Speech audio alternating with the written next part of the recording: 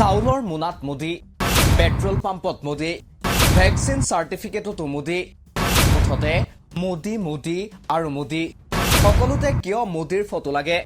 হঠাৎ ভেকচিন চাৰ্টিফিকেটত অন্তৰ্ধান হ'ল মোদী। কিন্তু কিয়? 2014 চনত প্ৰধানমন্ত্ৰী হিচাপে নৰেন্দ্ৰ দামোদৰ দাস মোদীয়ে শপত লৈছিল। ইতিমধ্যে প্ৰধানমন্ত্ৰী মোদীৰ কাৰ্যকালে 10 বছৰ সম্পূৰ্ণ কৰিব মে মাহত। প্ৰধানমন্ত্ৰী হিচাপে শপত লোৱাৰ পিছৰে পৰা দেশত বিভিন্ন পদক্ষেপ গ্ৰহণ কৰিছে চৰকাৰখনে। দেশৰ জনতাৰ বাবেও আৰম্ভ কৰিছিল বহুতবোৰ আঁচনি। প্ৰতিটো আঁচনি, প্ৰতিটো নিৰ্মাণ কাৰ্যত প্ৰধানমন্ত্ৰী নৰেন্দ্ৰ মোদীৰ ফটো সংযোজন ঘটোৱাটো বৰ্তমান চৰকাৰৰ এক গুৰুদায়িত্ব বুলি ক'লেও বঢ়াই কোৱা নহয়।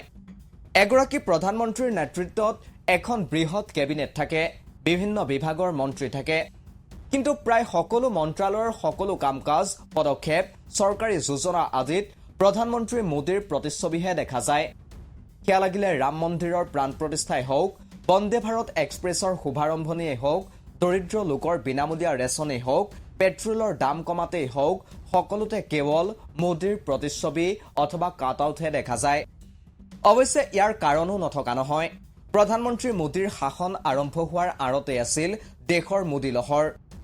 প্ৰধানমন্ত্ৰী মোদী হ'ব বুলিয়েই সেই সময়ত সকলোৱে দেশত মোদীৰ নেতৃত্বত পৰিৱৰ্তন অহাটো বিচাৰিছিল। সেই সময়ত হৰ হৰ মোদী ঘৰ ঘৰ মোদী শ্লোগান সকলোৰে মুখে মুখে প্ৰতিধ্বনিত হৈছিল। ঠিক সেইদৰে 2019 চনৰ 14 ফেব্ৰুৱাৰীত সংঘটিত পুলৱামা কাণ্ডৰ পিছতো দেশত এনে এটা পৰিৱেশৰ সৃষ্টি কৰা হৈছিল যে মোদী প্ৰধানমন্ত্ৰী নহলে দেশত অৰাজক হ'ব, দেশত জনতা সুৰক্ষিত নহ'ব।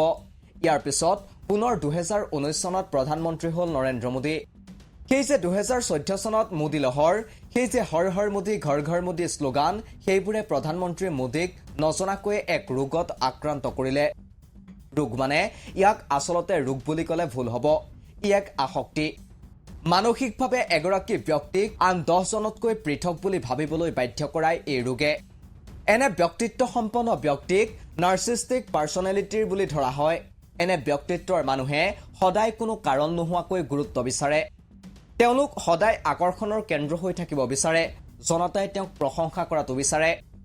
আনৰ অনুভৱক গুৰুত্বহীন বুলি বিবেচনা কৰে। আন কোনোবা ব্যক্তি সমকক্ষ হোৱাৰ আশংকাত ভোগে। সাধাৰণতে খুব কম সংখ্যক ৰাজনীতিকৰ ক্ষেত্ৰতহে এনে হয়। কিন্তু ভাৰতৰ প্ৰধানমন্ত্ৰী নৰেন্দ্ৰ মোদীৰ ব্যক্তিত্বও এই নাৰ্চিষ্টিক পাৰ্চনেলিটি ডিজৰ্ডাৰৰ ভিতৰত পৰে। সেয়ে তেওঁ আনকি কভিডৰ বাবে মহামাৰী নিৰাময়ৰ বাবে ব্যৱহাৰ কৰা ভেকচিনৰ চাৰ্টিফিকেটতো নিজৰ ফটো সংযোজন কৰাৰ অনুমতি দিছিল। অন্ন সুৰক্ষাৰ যোজনাৰ চাউল নিয়া বেগটোতো তেওঁৰ ফটো সংযোজন কৰাৰ অনুমতি দিছিল। কিন্তু এনে ব্যক্তিত্বৰ মানুহে সমালোচনাক ভয় কৰে। সেয়ে কোভিচিল্ডে জনতাৰ দেহত পাৰ্শ্বক্ৰিয়াৰ সৃষ্টি কৰাৰ সম্ভাৱনীয়তাৰ কথা ব্যক্ত কৰাৰ লগে লগে ভেকচিন চাৰ্টিফিকেটৰ পৰা নৰেন্দ্ৰ মোদীৰ ফটো অন্তৰ্ধান হ'ল।